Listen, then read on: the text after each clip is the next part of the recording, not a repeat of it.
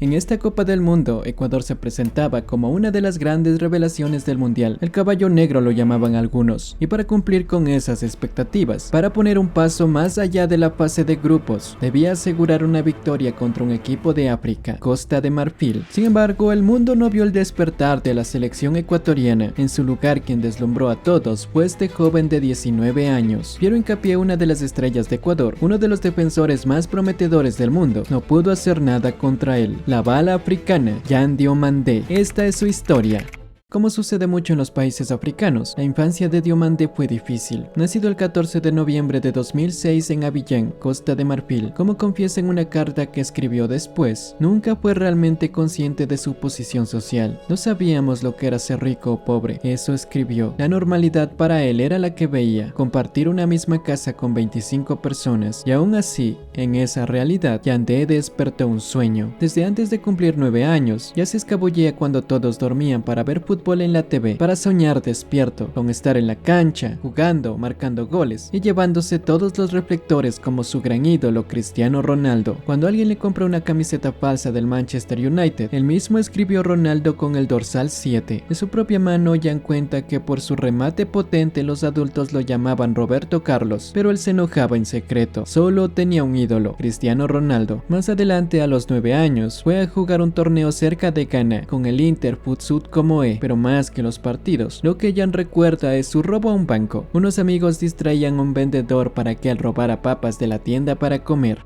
Yan llevó esa vida durante bastante tiempo, y quizás las cosas se hubieran mantenido así de no ser por su motor, su gran apoyo, su hermana Roxanne. Yan cuenta que era ella quien creía en él. Cuando los demás se burlaban, ella lo defendía. Juraba que su hermano se convertiría en el próximo Cristiano Ronaldo. También era estricta con Yan, pues si regresaba temprano de entrenar, lo regañaba porque tenía que seguir trabajando. Y el deseo del joven Yan era cumplir con las palabras de su hermana. En esa época soñaba con mudarse a Francia junto a ella, ser un gran futbolista, volverse rico, para que Roxanne no tuviera nada de qué preocuparse. Y el primer paso para conseguir ese anhelo empieza a los 15 años. No hay mucha información sobre sus padres, pero con 15 años Yan se mudó solo a Estados Unidos, específicamente a Florida, en donde se unió a la DME Academy, una academia de deportes de élite. Y estando allí, Yan tuvo la oportunidad de pasar por Escocia e Inglaterra para probarse en varios clubes como el Rangers, el Bournemouth, Chelsea, Olympiacos en Grecia o el Crystal Palace. En este último coincidió en sus pruebas con unos tal vez no tan jóvenes Michael Olise y Every Jesse, quienes reconocieron su talento, pero lastimosamente no pudo quedarse, pues el Palace quizás no pensó lo mismo, y eso da inicio a 2 años de gran incertidumbre. Yan nunca lo entendió, porque ni siquiera la MLS lo quería. Los adultos que lo manejaban solo le decían que no y que no, luego lo llevaban de un lugar a otro por toda Europa. Al final su visa venció y tuvo que regresar a África. Lo pensó, que su sueño había terminado, pues estamos hablando de 17 años, una edad límite para no pertenecer a algún club o por lo menos inferiores a un equipo B, pero como ya dijimos, Yan contaba con alguien que siempre creía en él. Su hermana nunca perdió la esperanza, ella le dio ánimos y unas semanas después llegó una llamada, el Leganés de la Liga. En la temporada de invierno de la 2024-2025, Yan Diomandé, de 17 años, se unía al Club Deportivo Leganés por una ficha que se creía de unos 150.000 euros. Su pase a convertirse en profesional y cumplir su sueño. Yan empezó jugando en el Leganés B, participó en 3 partidos, pero rápidamente lo subieron al primer equipo, y fue un 29 de marzo de 2025 que tendría su tan esperado debut en primera división, un partido para nada sencillo, pues su rival sería nada más y nada menos que el Real Madrid.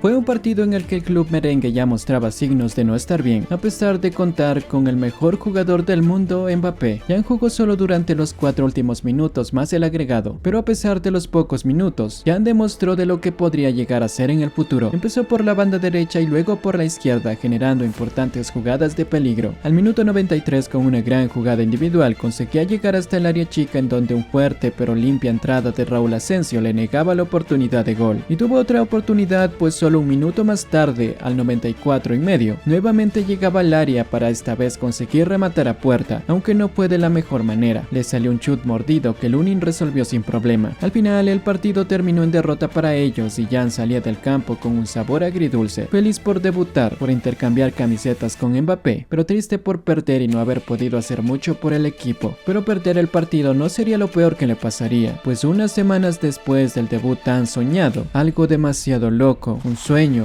como dijo el propio Yang, recibiría una noticia desastrosa. Mientras estaba tranquilo, tal vez en la casa del club, una insistente llamada que enojó a Yang por lo molesto que le parecía, le daría la peor noticia de su vida y que cambiaría su visión del mundo. Lo que era lleno de color pasaría a un infinito blanco. Yang, tu hermana se fue. Un día no especificado, Yang recibió la noticia más dolorosa de su vida. Y lo peor fue que no suavizaron la noticia. Sin emociones, le dijeron, tu hermana se fue, murió. Alguien le puso algo en la bebida en una fiesta y nunca despertó. A la corta edad de 15 años, su hermana menor y mayor amor, la persona por la quien hacía todo, había muerto. Yang dice que desde que murió perdió sus emociones. Ya no siente nada, como si no fuera un humano. Desde que murió, está en blanco. El shock fue tan grande que menciona que cree no haber derramado una lágrima. En este punto para Yang fue como haber sentido una especie de revelación, pues su visión de la vida empezó a cambiar. Pero para que sus palabras sean más fáciles de entender, avancemos un poco más en su carrera. Una vez afrontado todo su dolor, Yang decidió seguir adelante, no olvidar, pues sabía que sería imposible, pero estaba decidido a usar ese dolor para trabajar, esforzarse, seguir y hacer y cumplir todo lo que soñó con Roxanne. Es así como siguió jugando en el Leganés, cada vez mejor, y por ese rendimiento se ganó la titularidad. No jugaba en todos los partidos como extremo izquierdo, a veces lo hacía en la banda contraria, centrocampista ofensivo o media punta. Su versatilidad para jugar en diferentes posiciones, su gran velocidad y capacidad de gambeta, lo vuelven un jugador extraordinario a pesar de tener una cuota goleadora y asistidora bastante baja, consiguiendo solo 2 goles y una asistencia en 10 partidos, siendo su partido más destacado en ese aspecto el último de la temporada, en el que en una victoria 3-0 contra el Valladolid, marcó un gol y dio una asistencia. Pero como ya dijimos al principio del video y hace unos instantes, a pesar de esa baja cuota de aportaciones de goles, lo que de verdad llamó la atención de Yang fue, para resumirlo, su habilidad con el balón. Es por eso que al final de la temporada hubo muchísimo interés de varios equipos por ficharlo, y entre Leverkusen, Mónaco y Leipzig, el que se llevó al joven de 18 años fue el de la franquicia Red Bull, pues fue el que Leganés consideró un interés real. Era el único que aceptó pagar la cláusula de salida de 20 millones, así que con eso, Yang se embarcaba a una nueva aventura.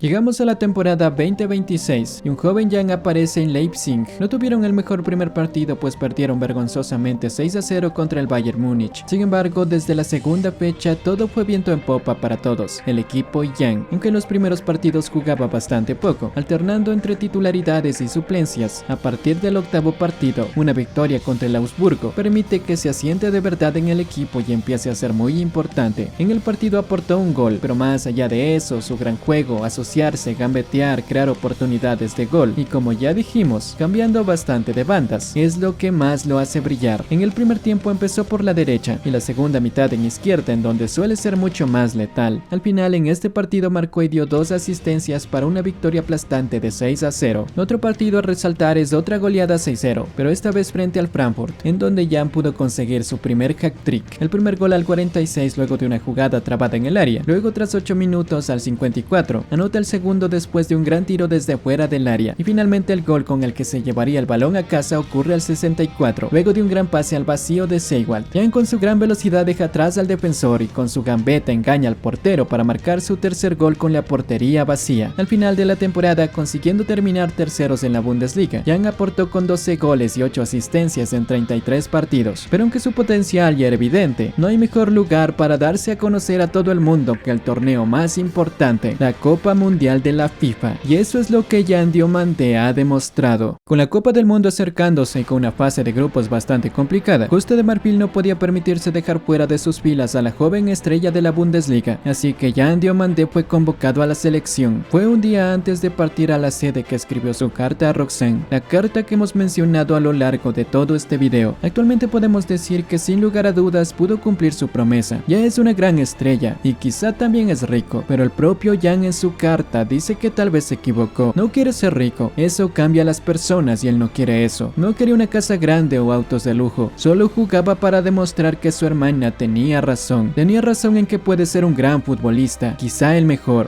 que Mbappé, a quien ella reconocía es bueno, pero decía que Jan era mejor. Para Jan la cancha lo es todo ahora mismo. Es el único lugar que puede considerar su casa, el lugar en donde está tranquilo, un lugar en donde puede decirle que lo lograron, en donde puede demostrar que su hermana tenía razón. Ahora Jan en el camino al mundial está listo, está preparado para subirse al escenario más grande del mundo, para demostrar que Roxanne siempre tuvo razón, para mostrarle al mundo lo que ella vio en él. Jan Diomandé lo demostró ante el partido contra Ecuador, nadie pudo pararlo. Hincapié, doble marca, tal vez no participó de la jugada que le dio la victoria a Costa de Marfil contra Ecuador, pero fue pieza fundamental para el ataque, el factor que impidió que Ecuador tuviera más libertad. Yo odié a Jan Diomandé durante todo el partido, pero su historia, su esfuerzo, su superación, ahora quiero seguir la carrera de esta joven promesa del fútbol mundial. ¿Cuál es su techo? ¿Hasta dónde llegará? La carta de Jan termina con una nueva promesa. Roxanne siempre le dijo que podía ser mejor que Cristiano, su ídolo, que podría ser el mejor del mundo. Por eso le promete que primero, si lo ve en el mundial, le saludará de su parte, y segundo, que probará que tenía razón, se convertirá en el mejor jugador del mundo o morirá en el intento. Estamos ante el nacimiento de un nuevo héroe del fútbol. ¿Qué opinas? Esta fue la historia de Jan Diomandé. Recuerda que si te ha gustado nos ayudas dejando un like, un comentario y suscríbete para más.